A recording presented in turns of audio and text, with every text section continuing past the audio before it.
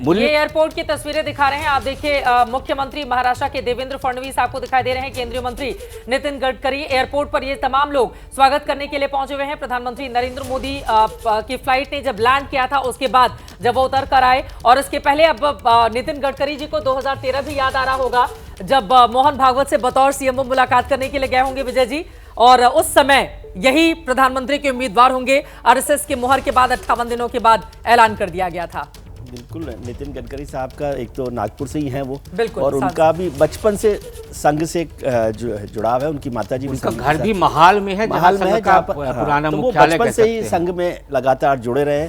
और नितिन गडकरी से बेहतर कौन जा सकता है कि संघ की भूमिका क्या रहती है भारतीय जनता पार्टी में, जिसका जिक्र अभी राकेश जी कर रहे थे कि 2010 में जब उन्हें राष्ट्रीय अध्यक्ष बनाया गया था तो वो तमाम विरोधों के बाद पहली बार सबसे कम उम्र के राष्ट्रीय अध्यक्ष थे Nitin Gadkari ji.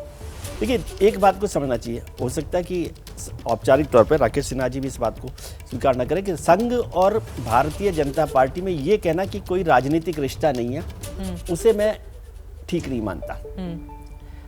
Day to day जो एक कार्यक्रम होता है उसमें भले ही संघ का दखल नहीं हो, लेकिन भारतीय जनता पार्टी के सारे महत्वपूर्ण निर्णय में संघ का एक वजन होता है, उसकी वॉइस होती है। बिल्कुल, उसका मतलब ये नहीं है कि हर चीज में वो उस तरह से दखल दे रहा हो, लेकिन जैसे राष्ट्रीय अध्यक्ष का मसला हो तो संघ की सहमति के बिना अध्यक्ष नहीं बनेगा। लेकिन ऑन क्यों नहीं करता है वो, हमेशा अपने आप को तो दूर क्यों रखता इसका है? जवाब तो आपको मीडिया राकेश से भी सिन्हा हम जी लोग से इतने मैंने खुद मोहन भागवत जी से न जाने कितनी बार मुलाकात के दौरान उनके इंटरव्यू के लिए गुजारिश की है, लेकिन एक दूरी बनाकर हमने देखा है कि आरएसएस के जितने भी बड़े चेहरे हैं वो मीडिया से, और वो ऑन भी नहीं करते हैं कोई भी राजनीतिक कार्यक्रम। राकेश सिन्हा जी बेहतर दे सकते हैं क्योंकि वो संघ से जुड़े हुए हैं, लेकिन मैं कुछ घटनाएं बता देता हूं। जैसे जनसंघ के अध्यक्ष रहे बलराज मधोक साहब, उनको हटाने, जो सबसे ताकतवर अध्यक्ष माने जाते थे उस समय के, उनको हटाने का फैसला, अटल बिहारी वाजपेयी को आगे करने का फैसला सरसंघ चालक ने किया। तो मैं एक बड़ी घटनाएं कुछ आपको बता देता हूँ, ठीक है। बलराज मधोक साहब को हटाने का फैसला किया गया और वो बड़ा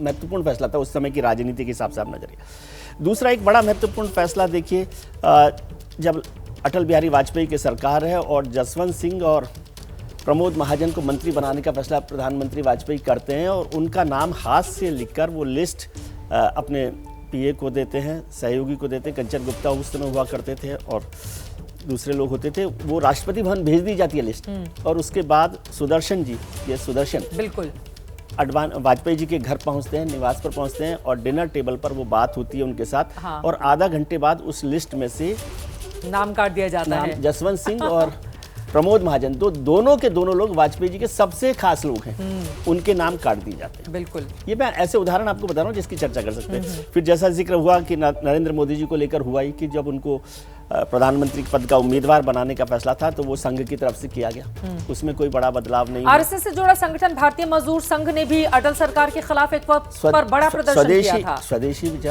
पूरा का पूरा, वो तो बहुत बड़ा चर्चा हुई थी। हाँ। तो मैं तो सीधे फैसलों पर एक बार जरा तस्वीरों पर देखिए, ये जो तीन चेहरे इस वक्त दिखाई दे रहे हैं, खुद प्रधानमंत्री नरेंद्र मोदी, केंद्रीय मंत्री नितिन गडकरी, और नागपुर से ही आते हैं देवेंद्र फडणवीस भी। देवेंद्र जी भी नागपुर से ही आते हैं, तो तीनों, और वो भी आरएसएस से ही, वो भी आरएसएस की नर्सरी की ही देन है। हाँ, बिल्कुल। तो बीजेपी के जितने बड़े, हाल ही में एक आंकड़ा निकलकर सामने आया था, 10 राज्यों में मुख्यमंत्री और 16 राज्यों में राज्यपाल वो आरएसएस की नर्सरी से निकलकर यहां तक पहुंचे हुए हैं। जब मैंने अपनी किताब लिखी तो उसमें सोचिए कि लिखा कि 3 बार भारत सरकार ने उस संगठन पर प्रतिबंध लगाया। बिल्कुल, 3 बार, मतलब 48 में हुआ, फिर 77 में, 75 में हुआ, और फिर 92 में हुआ।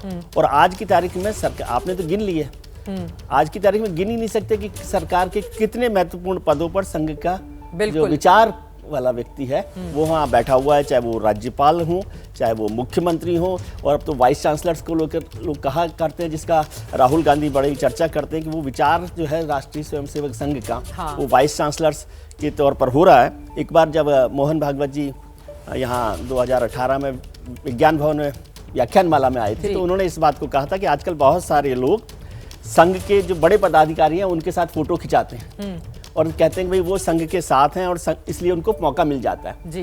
लेकिन संघ के लोग जानते हैं कि जो फोटो खिंचा रहा है कम से कम वो संघ के साथ वाला आदमी नहीं है। बिल्कुल, क्योंकि संघ में ये परंपरा नहीं रही है।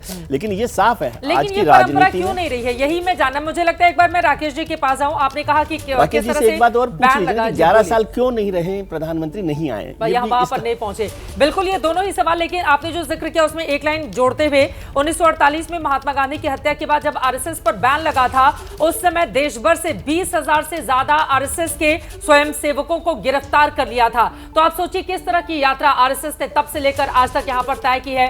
कभी बैन लगता है, कभी हटाया जाता है, कभी बैन लगता है, हटाया जाता है, कभी आरोप लगते हैं, कभी आरोप खारिज हो जाते हैं। तो एक उतार चढ़ाव वाली यात्रा भी रही है। लेकिन क्या आरएसएस मौजूदा वक्त में अपने स्वर्णकाल में है? राकेश जी, इस सवाल का जवाब आप ही देंगे, क्योंकि 100 साल शताब्दी वर्ष है। आपके नर्सरी से निकले हुए आरएसएस के तीसरी बार देश के प्रधानमंत्री बने हुए हैं। आरएसएस के एजेंडे में सबसे प्रमुख था राम मंदिर, इसके बाद अनुच्छेद 370, वो एजेंडा धीरे धीरे करके पूरा हो रहा है। तो क्या अपने स्वर्णकाल में इस वर्ष है आरएसएस? और इसी के साथ ही जो सवाल यहां से उठा है, विजय त्रिवेदी जी ने उठाया है, 11 साल क्यों लग गए प्रधानमंत्री को यहां पर पहुंचने में बतौर पीएम? देखिए चित्रा जी, पहले मैं उस सवाल का जवाब दूं जो आपने कहा था कि बार बार आप साक्षात्कार की मांग करते हैं और नहीं हो पाता है। संघ में गीत चलता है, वृत्त पत्र में नाम छपेगा, पहनूंगा समहार, छोड़ चलो ये क्षुद्र भावना, हिंदू राष्ट्र की सहारा। यानी जो ये पब्लिसिटी है वो व्यक्ति की नहीं होनी चाहिए, एक्शन के द्वारा थॉट आना चाहिए। ये संघ का मूल भाव रहा है। इसलिए जहाँ जरूरत है प्रचार का संघ करता है, जहाँ जरूरत नहीं है उस प्रचार में संघ दखल नहीं देता है। एक बात जो सबसे महत्वपूर्ण है, पहले भी एनडीए सरकार थी वाजपेयी जी के दौरान, और अभी भी एनडीए सरकार है। अब और तब में एक बड़ा महत्वपूर्ण अंतर है मोदी जी के नेतृत्व में। देखिए, यूनिटी ऑफ थॉट होता है, यानी विचारों में समरूपता होती है। पहली बार इस 10 साल 11 साल में भारत की सरकार जो नरेंद्र मोदी जी के नेतृत्व में है और राष्ट्रीय स्वयंसेवक संघ के विचारों में पूर्ण रूप से समरूपता है। कोई यूनिटी ऑफ थॉट में कहीं भी होल इन दी बकेट नहीं है। अब यूनिटी ऑफ एक्शन होता है, तो सरकार का व्यवहार और संगठन का व्यवहार में निश्चित रूप से अंतर आएगा। जो हमारे लिए महत्वपूर्ण विचारों में एकता की बात है। व्यवहार, चूंकि सरकार का व्यवहार अलग होगा, संगठन का व्यवहार अलग होगा, संगठन की अभिव्यक्ति अलग होगी, सरकार की अभिव्यक्ति अलग होगी। उसी व्यवहार और अभिव्यक्ति के अंतर को मीडिया में या विश्लेषकों के मन में आता है कि संघ और भारतीय जनता पार्टी में टकराव है। दूसरी बात कि 11 साल क्यों लगे? संघ सदैव मोदी जी के मन में, हृदय में और विचार में बना रहा। कार्यालय जाना महत्वपूर्ण नहीं है। मैं एक घटना का जिक्र करूंगा। 1973 में संघ के द्वितीय सरसंघचालक श्री गुरु जी का निधन हो गया। उसमें संघ के कार्यालय यानी नागपुर में ओटीसी चल रहा था, उसी कार्यालय के प्रेमिसेस में कोई भी कार्यक्रम रद्द नहीं हुआ। एक एक स्वयंसेवक को जाकर दर्शन करने की अनुमति मिली। चयनित स्वयंसेवक का पहला संगठन दुनिया में है